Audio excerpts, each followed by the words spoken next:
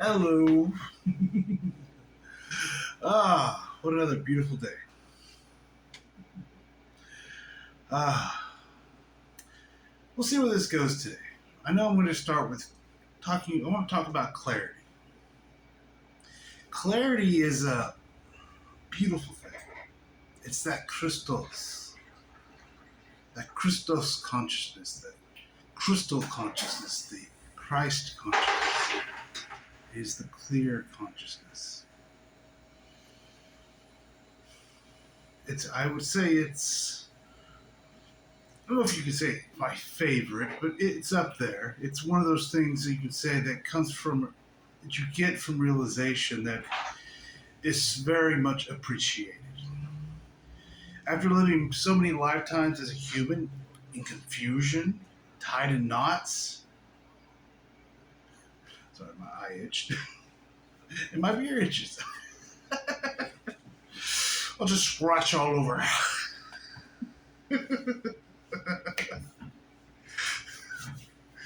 These are so fun. I hope you're laughing. Get the stick out of your ass. I know what it's like to have that stick shoved up your ass and be like, grumpy. Have fun with life. It's here to it's supposed to be enjoyed. You don't have to suffer through it if you don't want to. You just gotta allow yourself to laugh every once in a while. All right, we were talking about the crystals, the crystalline consciousness, clarity, how it's so refreshing to come into. Because I said before, as you live all these human lifetimes, most of them are spent in confusion, all tied up in knots. It's true. Because trust me, that's one of the things you're always like trying to figure out. But the thing is, most people try to get out of the knots by using the mind. And the mind is what creates the knots in the first place. The mind loves complication. It's what it does. It complicates things. It adds things up top of everything until everything's so goddamn complicated, so fucking mental and limited and frozen and freaking in stone and unmovable. You're stuck and tied up in your own knots. Because you can say the heart. Oh, the heart is simple. The I am is simple. I said this before. The I am does not have a mind. When people speak of the child mind, there is no child mind. There is a childlikeness, an innocence, a multidimensionalness. That is the childness, the childlikeness. You can say an infant, a newborn baby. It hasn't gone into the mind yet. Because that happens over time. Especially as they get into learning their ABCs, their 1, 2, 3s, do this, don't do that, this is good, this is bad. And you start going into that, that's when the child starts going more and more into the mind. And it just keeps going and going and going. Till one day, you're just fully fledged, stuck in the mind. Because do you think even the mind probably would agree with this. Do you think a baby, an infant child, would say, if it could talk, would say, I am the mind? Really wouldn't. Like most adults, most people, they think they're the mind, but a child doesn't. It's kind of a learned thing. They kind of just assume it after some time. Not really even taught, because no one goes around saying, hey, did you know you're your mind? People just kind of fall into it. Because an infant child is still in that multi-dimensional state when they come in. When that soul comes into their body, they're in that multi-dimensionalness. They haven't integrated with the mind yet. That's why babies and really young children can see what some people call spirits, entities.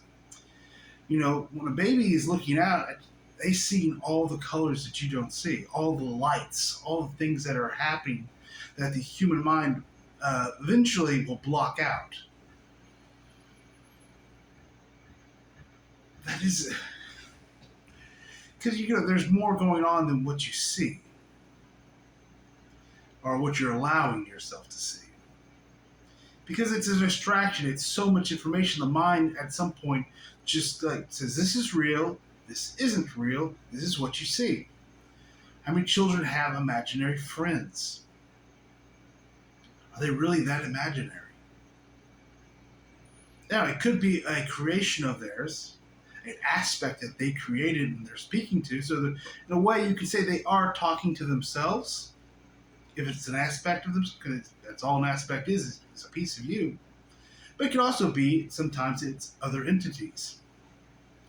It's like when you can get really confusing, some people think they're speaking to aliens are really just speaking to themselves. It's hard to know sometimes, especially if you're going at it through the mind. Excuse me. Who you're actually speaking to. Because the way that it works, whatever you believe is your reality. And you can't, there's kind of a rule. You're not supposed to break someone else's reality without their permission.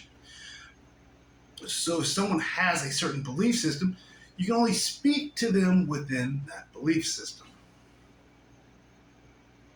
Unless they ask for an expansion of that belief system. It's kind of how it works. It's that compassion. You show people compassion for where they're at and what they're doing. You don't come in and force things upon them. They have to ask for it. And they have to really mean it. A lot of times people ask for things and they don't really want it. I know human beings are kind of silly. Someone asked me once, why do humans lie so much? I said, well, it's not that they're actually lying. They think they're telling the truth most of the time.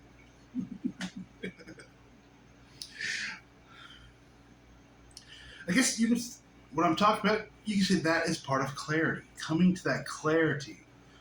What's this and what is that? Oh, that was an illusion that I created, an aspect that I created. That's part of coming into realization. You're going to have those. Oh, fuck. I thought this was this, and now it's actually this. It's a lot of belief system destruction of what you thought. There's going to be feelings of sometimes of, oh, fuck. You're gonna be upset with yourself. You allowed yourself to be fooled. But as I said before, everything's in service to you. So there's nothing to be upset. It served you at that time, at that place where you were at. What serves you now wouldn't have served that person you were then. And vice versa. That's why clarity comes in. Clarity comes in a way and destroys what you thought was. That Christos, that beautiful clarity. And clarity can be harsh because it's honest. It doesn't come in and sugarcoat anything. It kind of gets rid of all the sugarcoating. And to me, that's beautiful. I loved it. Oh, yes, it hurt at times because you're like, oh, fuck, I was just lying to myself. Nah, you have to say, what is a lie? If everything is a half-truth, then you can say what I'm telling you almost is a lie. It comes down to what you intend for that to be. I could tell you a story and tell you that I went through it, and maybe I didn't. Now, unless my intention was to lie to you, it wouldn't be a lie. Perhaps that story serves a purpose, serves an expansion. Maybe, I add details. Maybe I I add a little bit of drama, a little bit of fun to it, a little bit of excitement, because the real story is kind of blah and boring, and it's not really lying. It's what you attempt to, if I can ever say that word, mean for it to be. If I'm meaning to trick you, if I'm meaning to trick you, to hoodwink you, to that, then that's a lie. If my plan is just to give you an experiential story, something that gives you a fuller idea of something, that's not really a lie. It's just a story. It doesn't really matter if it's true, because what you think your past is isn't really true. That's another clarity that comes in. What you think happened to you didn't really happen. Those things that you hold on to so much really aren't true. They're true to a certain perspective, to a certain view, but they're not the complete truth. They're not the whole truth. They were just one of the experiences it was kind of the experience of that moment that you chose. But more was happening that you didn't see. The mind was, you say, editing out.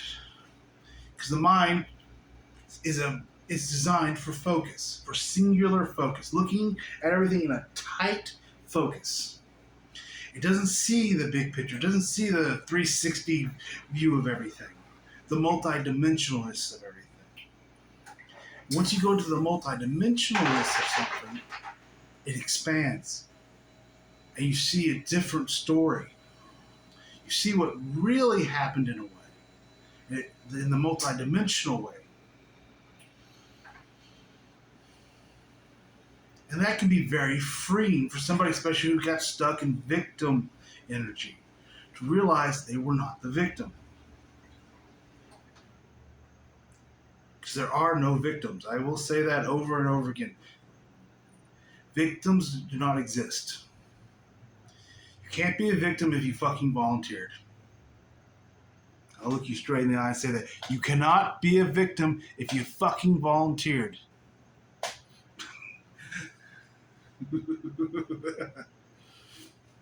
I know that can hurt, but that's clarity. Clarity comes in like that. It does not come in and sugarcoat things. If you don't want clarity, don't go into enlightenment. If you want to play the victim, if you want to play, oh, poor me, my life is so bad, it will hurt the fuck out of you. Because it will bring clarity. And it'll grab that bullshit off the ground and take it and shove it up right into your nose so you can smell it. And at times that will not be a pleasant experience. But at times it's an experience that you need. You know, it won't kill you. Usually.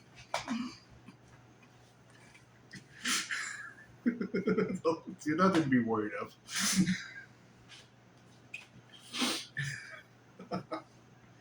Oh, these are so fun.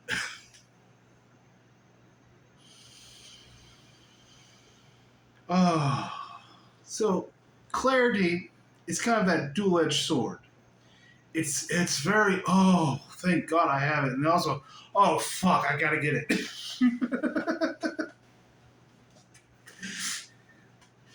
Because there's a thing that comes up in clarity, a transmutation. That can be up. Ooh, it can hurt. It is the dragon. You gotta look that dragon in the eye. Not flinch, in a way. And you have to allow. If you try and fight the dragon, try to fight clarity, it's a dragon. You're not going to win. It has sharp teeth. It's pretty damn big. So you can see clarity can be a beautiful thing, and it can be a very scary thing. It can be that monster of your nightmares because it will shove the truth into your face. It will shove all the bullshit you've been sending off to other people. It'll show you that you're being a vampire, draining other people's energy. It will show you all that stuff you don't really want to see.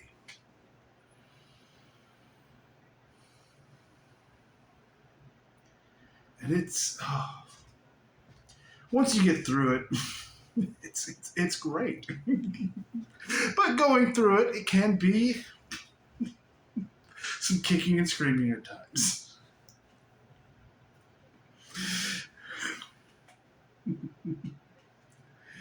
Oh, but it's still clarity. Oh, having clarity, not being confused all the time.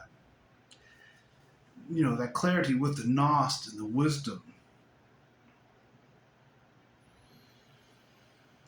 Oh, trifecta.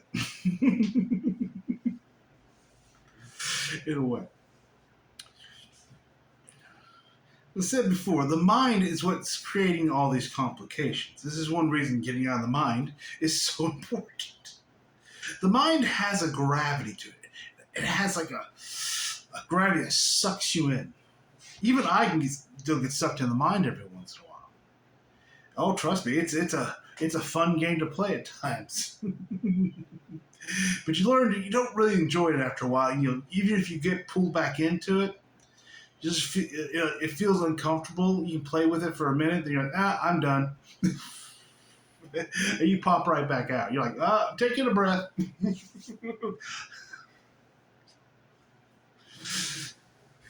Getting out.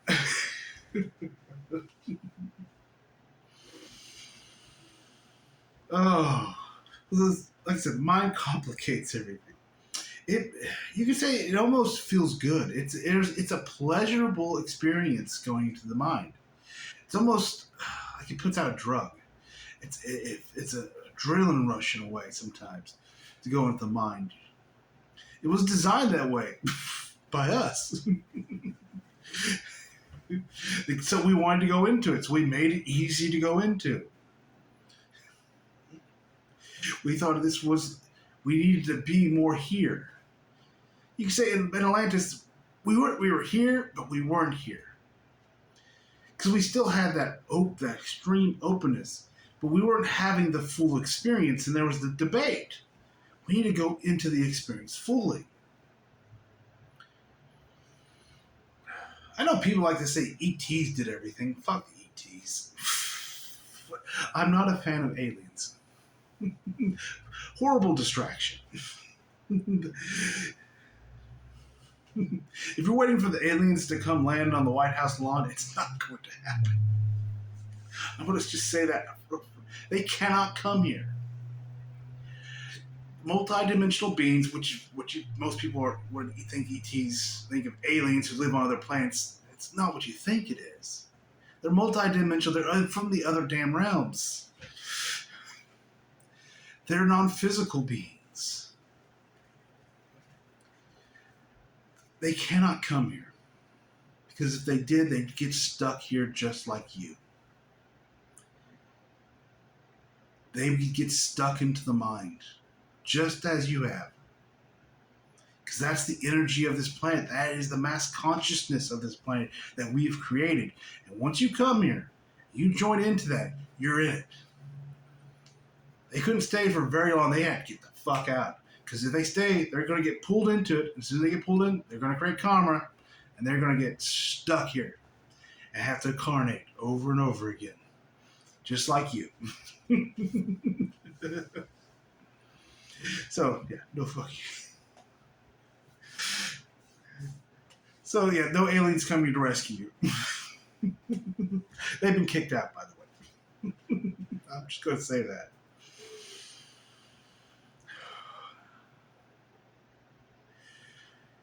That's clarity.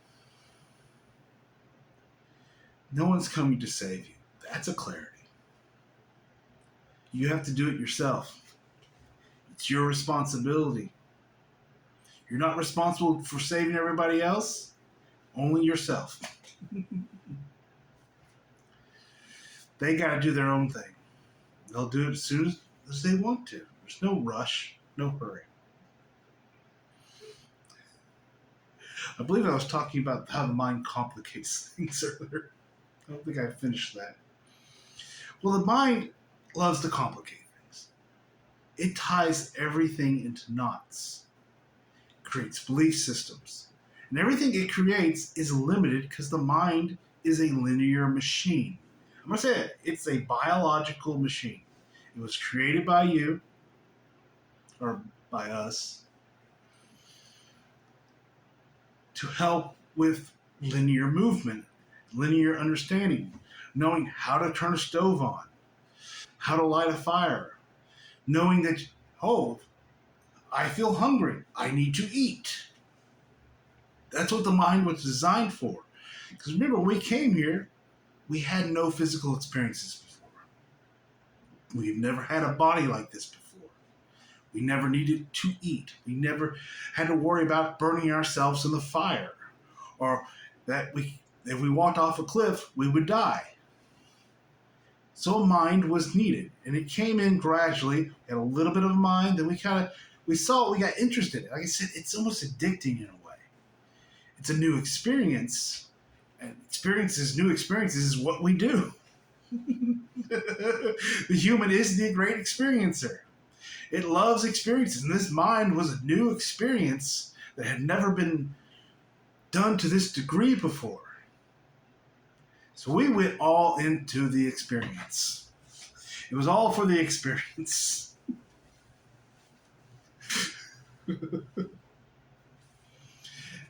We went into it.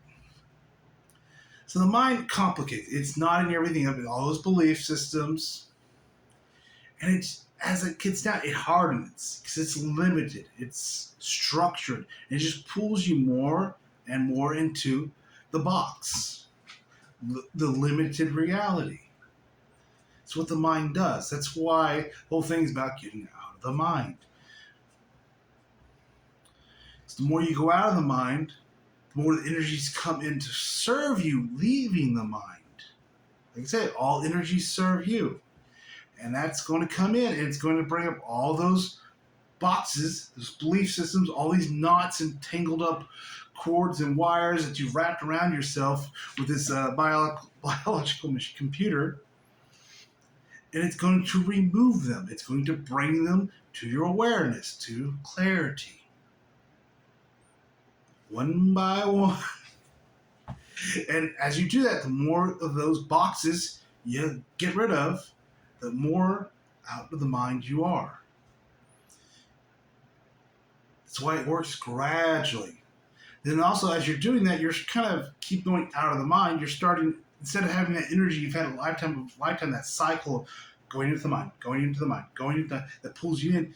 You start having another energy going out of the mind, going out of the mind, going out of the mind. You can see how those two energies, they would coexist because you still have both. You can still get pulled back in the mind, but now you're creating this energy of going out of the mind. You could say that energy of going out of the mind has always been there because you can't have one without the other. That's how polarity works. If you have the energy of going in the mind, there has to be the energy of going out of the mind. Now, you got in the mind by doing, trying, working at it, trying to figure things out. You get out of the mind by allowing. It's the opposite. It's kind of, I want to go slap some people across the face. It's so simple. Don't complicate it. If you're complicating it, you're just going into the damn mind. It's really all you're doing. And a good way to know you're going into the mind, you'll feel pressure here, usually, on the side of your face, if you start thinking too much. After a while, you're really going to notice it, and it just gets annoying. And that's a great reminder when you start feeling that pressure. Oh, I'm thinking a lot. I'm going right into the mind. Oh, I can sit right now. I can stop. Just take a deep breath and allow.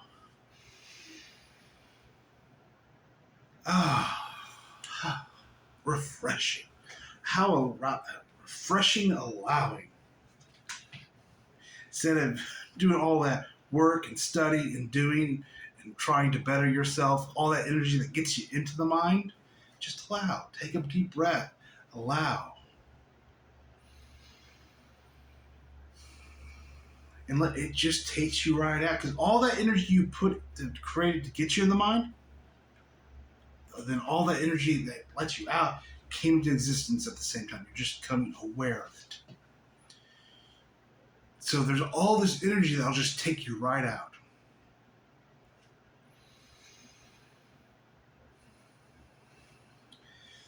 There's two ways out of the mind, technically. One is focus, ultra hardcore focus. Because you go so much into the mind, it breaks.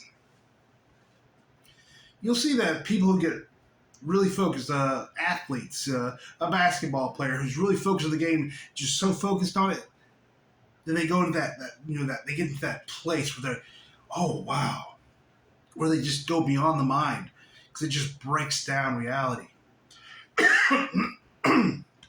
Oh, sorry, I have phlegm in my throat today.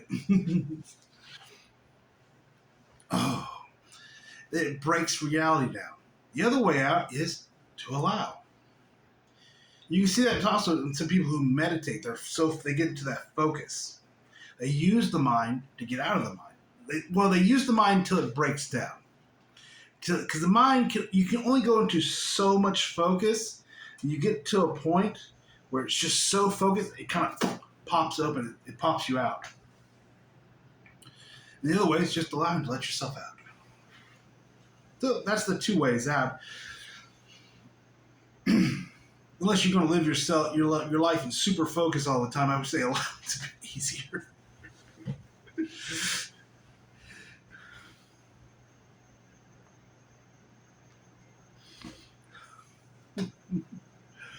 Oh, what a joy.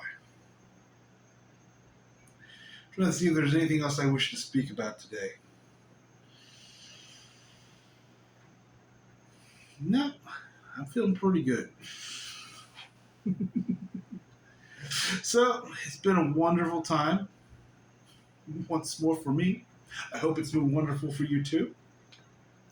And I wish you all a great day.